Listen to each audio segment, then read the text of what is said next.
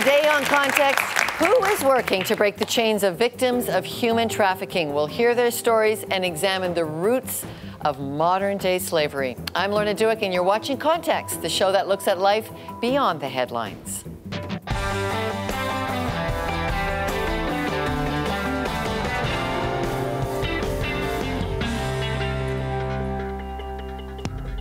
It's modern-day slavery, and it's happening here in Canada and abroad. Human trafficking, the fastest-growing organized crime in the world, with over 20 million victims forced to sell their bodies for labor or sex.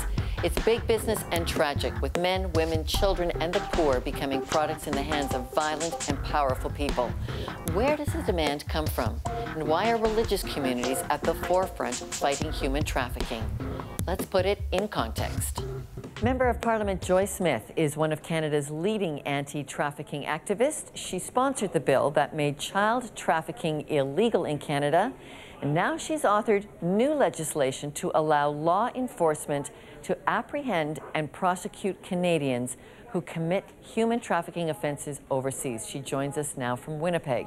Minister Joy Smith, thank you for joining us. My pleasure.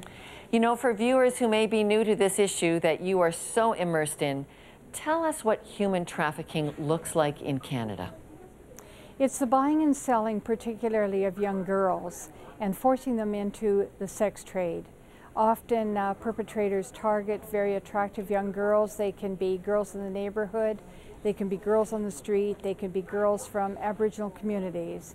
And what their purpose is to sell them and make money off them. It's the second most lucrative industry, if you want to put it that way, or crime in Canada, second only to the drug trade. And who do the girls think they're meeting when they meet a person who turns out to be actually their trafficker? Well, a perpetrator can come on board as a boyfriend, someone who's very attracted to the girl, and he gets their trust, and she believes he's their boyfriend. And what their purpose really is to sell her to somebody else or to traffic her themselves. And so it's a gigantic coercion, manipulation of young girls and young boys, but mostly young girls. And now your new legislation is targeted at Canadians who would be perpetrating the crime of selling people overseas.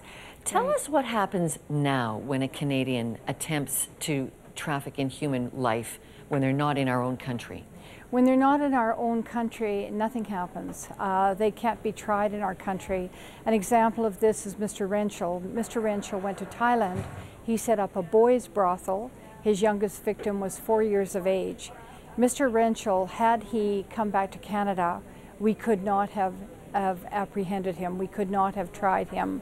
But fortunately, he went through another country that was under the jurisdiction of the United States. The United States authorities, the U.S. authorities picked him up, and he's now spending 25 years in jail. His brothel has been disbanded, the children have been rescued, and he's paying a price for that. But right now, that would not have happened, so that's why I put Bill C-310 together. It reaches the long arm of the Canadian law into other countries when Canadian citizens or permanent residents of our country set up shop in other countries to traffic young girls and boys into the sex trade or for forced labor. And you've also put in Bill 310 a definition, really, of what all the exploitations would look like. Why was that necessary?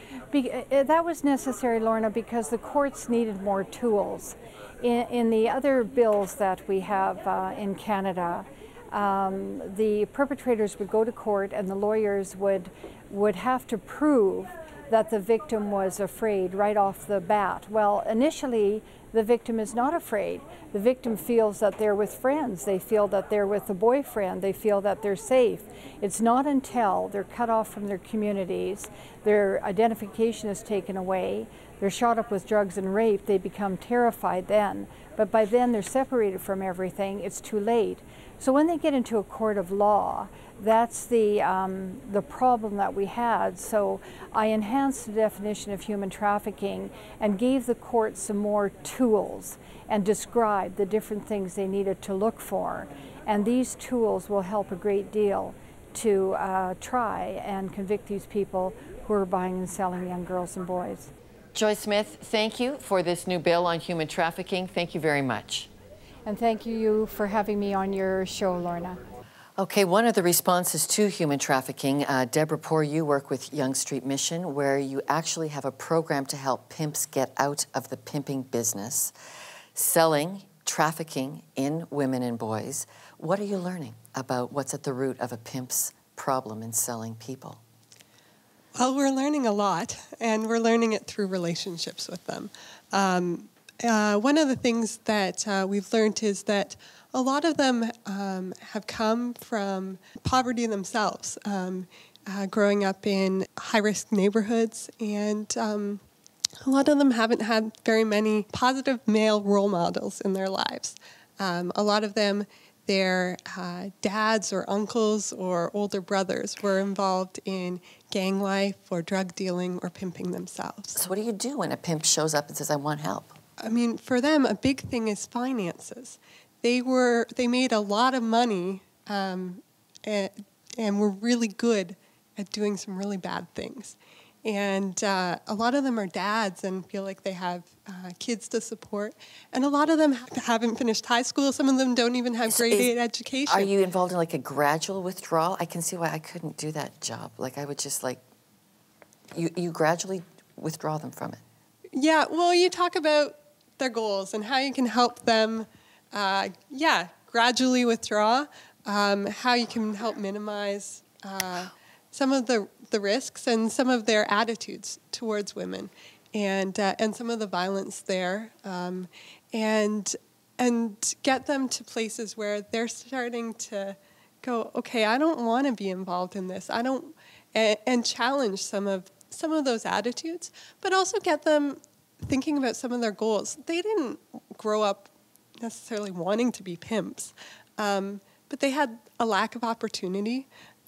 They grew up in gang-infested neighborhoods without a lot of support or positive role models. Some of them, at very young ages, felt like they had to support their family in some way, and it was either through. It usually started out through dealing drugs, and later found out that, hey, I can make a whole lot more money with a whole lot less risk of going to jail myself if I sell women instead of drugs.